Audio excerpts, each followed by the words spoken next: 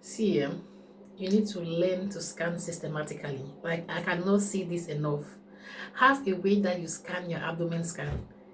If you're starting from the pancreas, start every time from the pancreas. If you're starting with the pancreas and ending with the gallbladder, start every time from the pancreas and end with the gallbladder. This will help you not miss any organs. This will help you stay in control throughout the scan. This will help you have a clear mind and line of focus throughout the scan so that you are not anxious, you're not missing anything, you're not worried if the patient is distracting you during the scan, you're not worried if you saw something in the pancreas, you will not be focused only on the pancreas. You know that you have to go from the pancreas to the aorta, to the liver, to the right kidney, to the left kidney. You will know that you have to go through all that. If not, you will be easily distracted by findings and not complete the scan adequately. So last week, yeah, I was discussing with this person, and they were explaining an ordeal they had with the patient, and they were going about how it was a very difficult patient. It was a difficult scan. They did their best, but they are just so worried about the outcome. What would come out of it? Would they be getting a feedback, a negative complaint on it? Would they have to start defending themselves? And I asked, what did you do that you think was wrong? And they were like, I did everything according to protocol. I really noticed that from the start, this was going to be a difficult patient. So I put in the effort to do everything according to protocol. And then I'm like, okay, so why are you worried? I'm just worried and just everything. I'm like, okay, did you leave a note about this on the patient's note about this intervention that you had? And they were like, no. So I was like, so you left yourself wanting. You're not open to defending yourself when the patient will complain. You will now be. See, so I heard you had a negative feedback and you're dying inside. You're going around crying. You're literally crying in the hospital. It's not funny, I know. It's not funny. But I'll tell you this, it's not the end of the world. And I'll share this with you. My mentor once told me that, yeah, if you do not get a negative feedback, you're not scanning enough. You're not scanning enough. So a negative feedback shows that you are scanning enough and you're meeting a diverse group of people and you have met that one that will give you some feedback that you can improve on. Even if you did nothing wrong, you will know how to address the situation better from here. So relax, it's a learning experience. You are a great sonographer. You are a great sonographer. So you're just gotten your job as a sonographer. You're just starting now, you're figuring out it's 1 month, it's 2 months, and you are sitting in a room in the dark and you are scanning and sending out reports like a robot. And you think that's what will get you far in that location. No. Let me hold my ear. In Cameroon, when I say important things, you hold your ear. Listen to me. Leave that your dark room and go out and meet people. Meet your doctors. Meet your referrers. Meet the nurses. Know everybody that is in your value chain and make sure that you create good relations with them. Leave that place now. Don't sit in the dark and be scanning only. That is not what will help you. Hi there, sonographer. So I'm Doris. I'm going to introduce myself because I think you do not understand the perspective for which I'm telling you to network while you are still early in your career. So I've been in the field for over 10 years now. I was trained in Cameroon. I'm now practicing in the UK. And I can give you the best of the two countries and continents.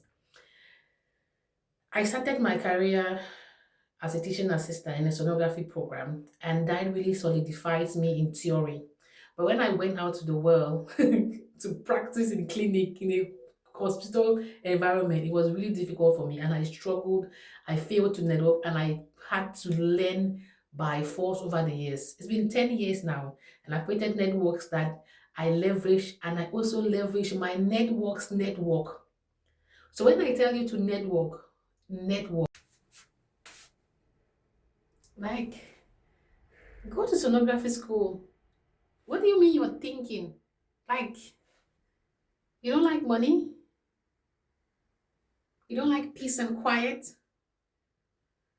Uh, you don't like mood lights? Ooh. Ah. Ah, the money. Go to sonography school. All right.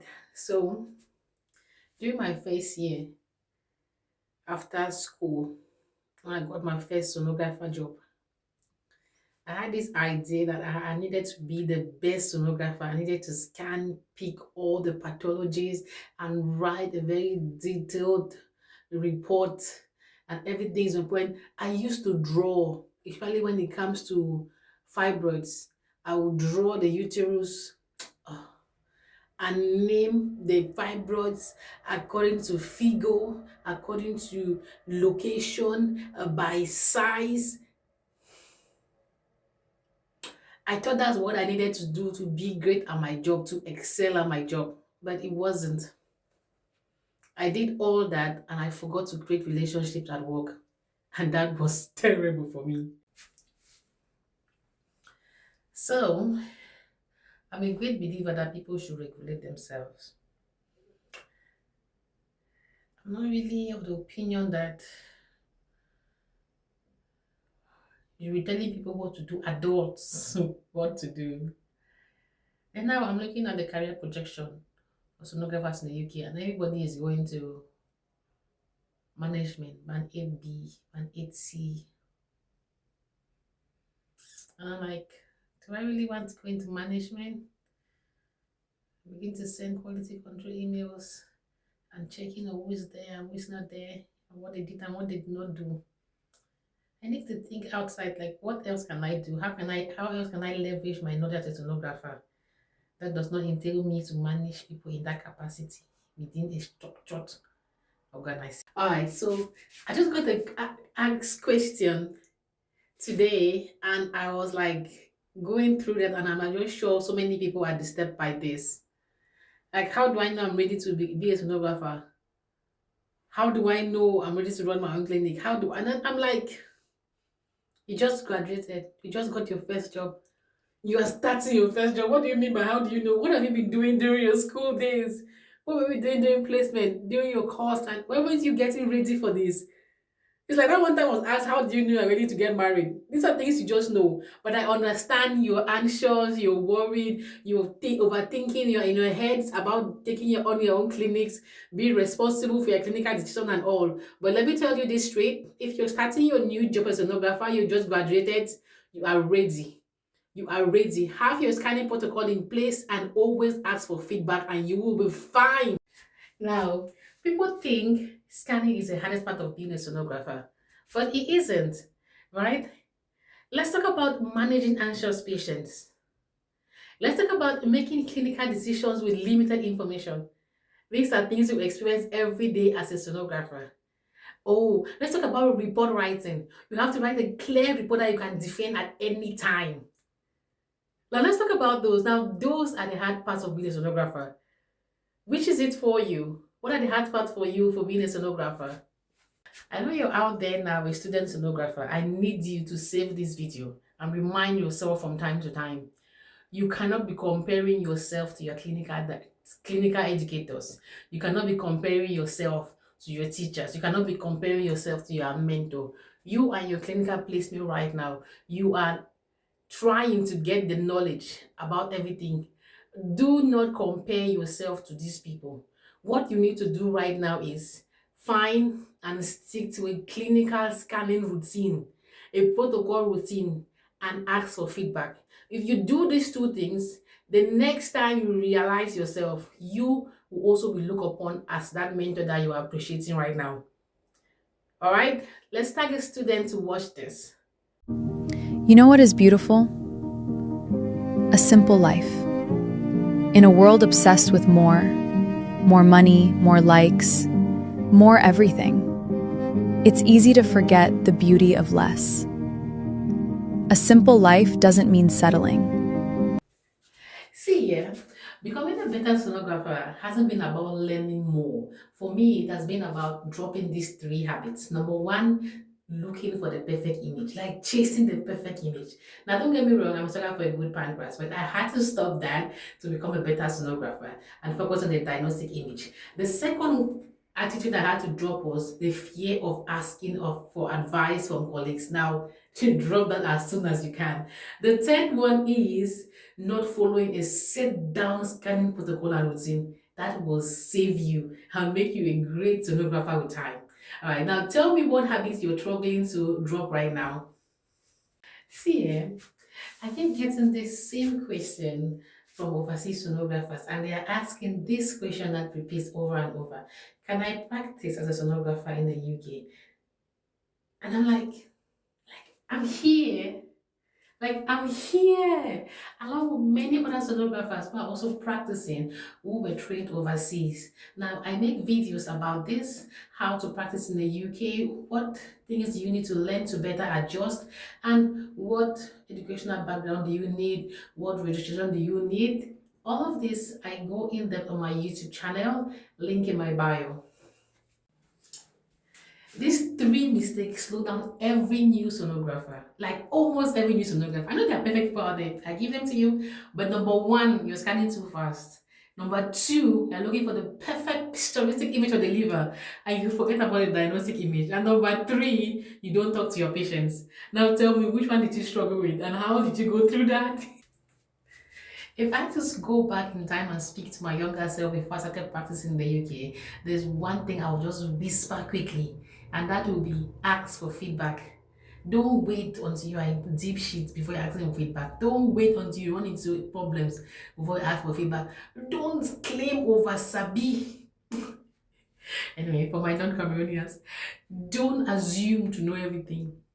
Be the lowliest of lowliest and let them teach you everything that you need to know. Because if you dare and go into deep waters,